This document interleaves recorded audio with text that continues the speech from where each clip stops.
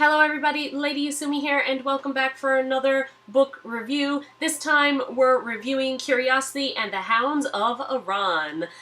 This is the sequel to the Curious Tale of Gabrielle that I reviewed a couple of weeks ago. So if you haven't already, go check that video out, and if you haven't read The Curious Tale of Gabrielle, give it a go. I really enjoyed it, and it's probably a good idea to read it before watching the video for review of book 2. Just a thought. So anyway, if you guys have already read The Curious Tale of Gabrielle, then this video is clearly for you.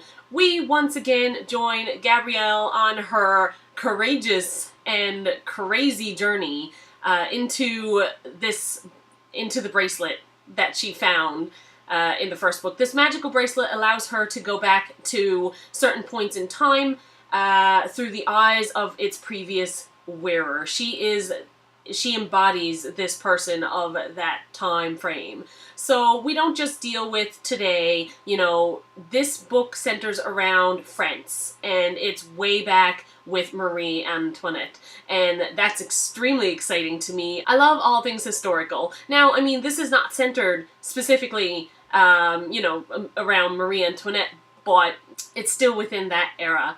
I really enjoyed this book. The author did tell me that the second one was better than the first one, and, you know, sometimes they're not, but it was. I really liked this. It was so full of action. There were so many fight scenes, so many. And the writer does such a really awesome job. Like, when you're in the middle of the battle, you feel like you're there. He did a really amazing job at making you feel in the moment, which is very important to me, to actually feel like you're there. Once again, he is a big description lover. The author, Zachary Chopchinski, just has this beautiful way of describing things, and it's a very nice addition to the book, especially when you're in scenes where it's not a fight scene, but you still get the idea of everything that's around you, like the whole world that's around you. You get a really good image of it, and I love that. I absolutely love that. So would I recommend this book? I would totally recommend this book. I absolutely love this book. This is definitely a book I would recommend to like younger readers, like 13 and up. So far there hasn't been anything really gory or anything extremely sexual or anything like that. I think what I enjoy most about this book is because it does follow a 13-year-old female, but she presents a very strong character. You know, there are moments where she gets afraid, there are moments when she cries, and that's okay. That's normal. People do that. I do that still for certain things in my life, and I'm not 13 anymore. But for 13-year-old girls to read this book, I think it's kind of empowering. For a 13-year-old girl to be able to read this book and read about a character that's their age, and to be going on these adventures, and her strengths that she takes from it, and the way she steps up to the plate, the way Gabrielle steps up to the plate, I think is inspiring, and I really enjoyed that about this book. So, to the author, what a great job. Absolutely loved it. I cannot wait for the next one. Alright guys, it's that time in the video. It's spoiler time. So if you've made it this far and you don't want spoilers, don't go any further. Just don't go no further. Alright guys, if you're still here, you're looking for spoilers. Of course, once again, we're following the tale of Gabrielle. She's taken over the body of Josephine, who is a maid in the Marie Antoinette, or the royal household, I should say. Gabrielle is having a hard time of it. She seems to get, or well, her character, the person that she's embodying, seems to kind of get into a bit of trouble, kind of curiosities like Gabrielle. Now, the thing that's interesting with this is Gabrielle doesn't always embody somebody her own age. This time she's embodying somebody who's a little older. I believe, oh gosh, I can't remember how old she was. I think she was like in her teens, like her older teens, probably 17, 18, something like that. So it was very strange for Gabrielle. It reminds me of 13 Going on 30. Do you remember that movie? I saw that movie like once. And this is kind of, if I was a 13-year-old and I suddenly was in an 17, 18-year-old's body, I know it's not like a huge gap in age, but still the mentality of it, I think, is a little bit different. So I think it was a bit of a trip for her all-encompassing. I mean, you know, even her body is a little different, you know what I mean? Yeah, So, you know, she woke up one day and she suddenly hit puberty. Puberty. So I think that was a little bit of a spin. I like that, though. I totally like that, because it just gives her a different perspective on life and how it looks through an older person's eyes. I make it sound like 17 and 18 is really old, but now, this time around, it's a little different. She's not just living the life of this person through the bracelet. This time around, she is being hunted, pretty much. There is this guy, he's kind of like a god, and he's controlling these spirits that are stuck in the bracelet. So technically she's not like really back in time. She's in a magical world, so to speak, where these spirits are stuck living their tragedy over and over and over again. Gabrielle's main mandate is pretty much to live that life through them, and then once she lives through them, she sets them free.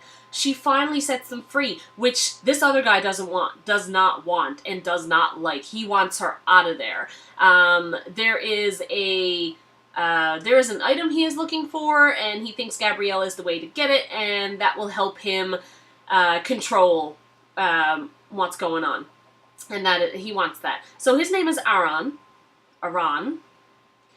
His name is Arawn. That's how Siri pronounced it to me, so that's how I'm pronouncing it. So this guy, Arawn, he's a pretty nasty guy. You know, there's a point where he sends these nasty hellhounds, I'm gonna call them hellhounds, because that's what they're like. They're these, like, undead dogs after Gabrielle, and they attack her and stuff. And, you know, that's actually when she tries to fight a good fight, but, you know, there's a lot of them. They kind of overtake her, and Morrigan comes along, and he's another traveler, so he's inside the body of somebody else within this time, and he saves her. He also gets hurt, but they're not allowed to talk about what they're doing, their adventure. They're not allowed to talk about it together, which is sad, because she kind of feels left out and she feels alone. She got a lot of questions, things like that.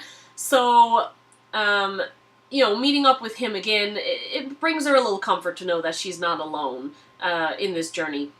But he doesn't really have that huge of a part right now. I'm sure he will later on down the road. But this is not the first time that Gabrielle ends up fighting against what Arawn throws at her. There's a little later on down the road when the townspeople, it's the revolt. The revolutionary revolt is happening against the royals. And as a maid in the royal household, you know, they spot her. It's not a good thing. Fighting happens, and it's a mess. It's an absolute mess. So she has to fight along with all of this, and Arawn seems to have the power to kind of send her away, because at one point in time, he's going to kill her, but he's stopped by someone else. So clearly he's not like the head honcho. I think he wants to be the head honcho, and I think maybe that's what this chalice is going to help him achieve. But right now he's not. So he can't kill Gabrielle. He's not allowed. So he's planning to put her through as much pain and as much, you know, stress as he possibly can. He doesn't want her to free these people, you know, and same with Morrigan. He doesn't want him there either. But right now his main target is Gabrielle, because Gabrielle was sent there by Alexandra, who we get to see again. That was exciting. I did not expect that. We do get some answers. We absolutely do get some answers. When I came out of the last book, I really wondered if everything that she says and everything that she does is already preordained. Like, whatever that character did, she does. But I don't think that that's how it works at all. I believe some of it is, no matter what she says or what she does, it's going to lead to that person's tragedy. Yes. But I think that Gabrielle can say and do whatever she wants. The end result is preordained. But what comes out of her mouth and the actions that she takes to get there can be different and can be totally on her. And that's the way I kind of interpreted it. There's a few points in time where she, you know, she does say things to other people. Like to Arawn. He knows what she's there for, so she can talk to him like normally. So if she wasn't completely allowed to not talk that way, like if there was a magic that was stopping her, she wouldn't be able to. So that's why I'm pretty sure she can speak freely and she can do her actions freely. It's just the preordained outcome is always going to happen. I don't want to give it all away because you guys, there's something you gotta look forward to. You can't have everything you want. That's it for the book review of The Curiosity and the Hounds of Arawn. I hope you guys enjoyed it. I certainly enjoyed the book. I hope you guys give it a try. I definitely recommend this book. I cannot wait for the third book. Until the next review, guys. Bye!